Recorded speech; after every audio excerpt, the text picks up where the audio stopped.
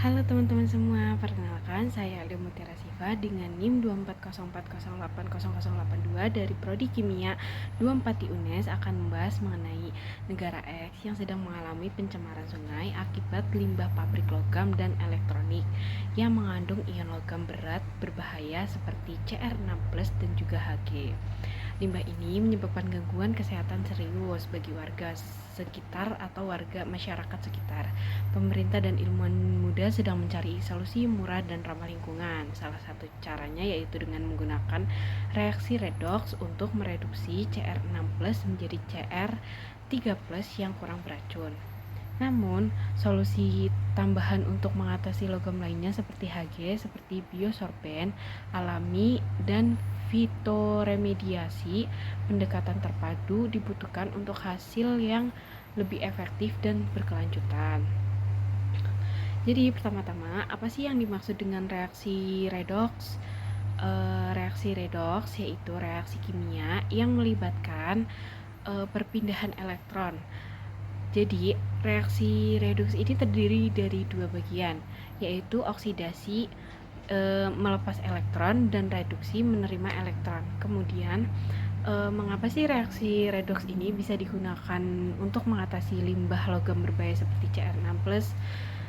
Jadi, karena reaksi redoks ini bisa digunakan untuk mengatasi limbah Cr6+ karena Cr6+ itu sangat beracun.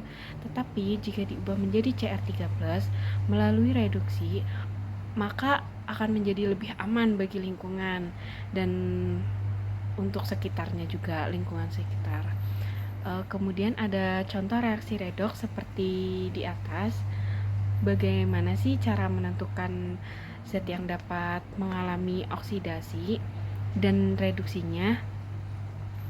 Jadi pada reaksi redoks di atas yang Cr2O72- ini, di sini Cr6+-nya dari Cr2O72- berubah menjadi Cr3+ dan mengalami reduksi karena menerima elektron. Sedangkan reaksi redoks pada Fe2+ dan Fe2+ itu berubah menjadi Fe3+ dan mengalami oksidasi karena ia melepaskan elektron. Dan gimana sih cara kita tahu untuk zat mana aja yang dapat bertindak sebagai oksidator dan reduktor? Yaitu caranya dengan Cr2O72- itu kan adalah oksidator karena dia menerima elektron dan mereduksikan diri. Sedangkan Fe2+ adalah reduktor karena memberikan elektron atau mengoksidasikan diri. Dan mengapa pada data tersebut mengapa Cr6+ perlu diubah menjadi Cr3+? Karena Cr6+ sangat berbahaya bagi kesehatan manusia dan lingkungan karena sifatnya yang beracun dan bisa menyebabkan kanker.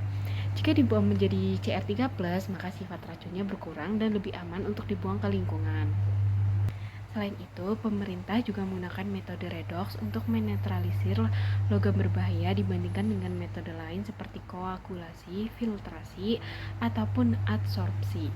Menurut saya metode redoks tepat karena cepat, murah, dan juga efektif untuk mengubah zat berbahaya menjadi bentuk yang lebih aman. Tetapi ada kekurangan dan kelebihannya juga.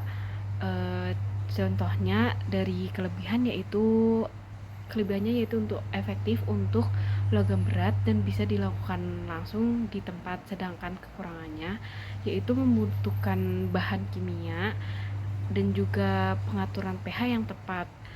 Jadi metode seperti filtrasi atau adsorpsi sebenarnya lebih cocok untuk menyaring atau menyerap, tapi biasanya lebih mahal dan juga tidak mengubah sifat zat berbahaya tersebut. Jadi, proses reaksi redoks dapat membantu menurunkan pencemaran logam di sungai, yaitu dengan cara mereaksikan reaksi redoks mengubah logam beracun seperti Cr6+ menjadi Cr3+ yang lebih aman dan juga dapat mengurangi sifat racunnya. Air limbah yang masuk ke sungai tidak lagi berbahaya, sehingga dapat membantu menjaga kesehatan ekosistem air dan makhluk hidup di sekitarnya. Dan setelah mempelajari semua persoalan tadi, saya sudah merasa cukup untuk memahami konsep reaksi redoks. Jadi reaksi redoks adalah reaksi kimia yang dapat terjadi karena adanya perpindahan elektron dari suatu zat ke zat lainnya dalam kehidupan sehari-hari, yaitu contohnya yang paling mudah dan dapat kita lihat yaitu saat besi yang berkarat, ketika besi itu tuh terkena air dari dan udara, besi mengalami oksidasi dan membentuk karat dari Fe2+ menjadi Fe3+. Dan itu adalah salah satu contoh dari reaksi redoks.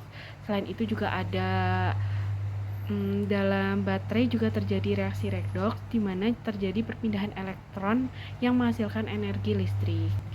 Jadi itu adalah penjelasan dari saya mengenai reaksi redoks dan perannya dalam mengatasi limbah logam berat, dan juga dari hal kecil seperti ini kita dapat memahami reaksi kimia. Kita juga dapat berkontribusi untuk menyelamatkan lingkungan. Semoga bermanfaat dan menambah pemahaman untuk teman-teman sekalian ya. Terima kasih.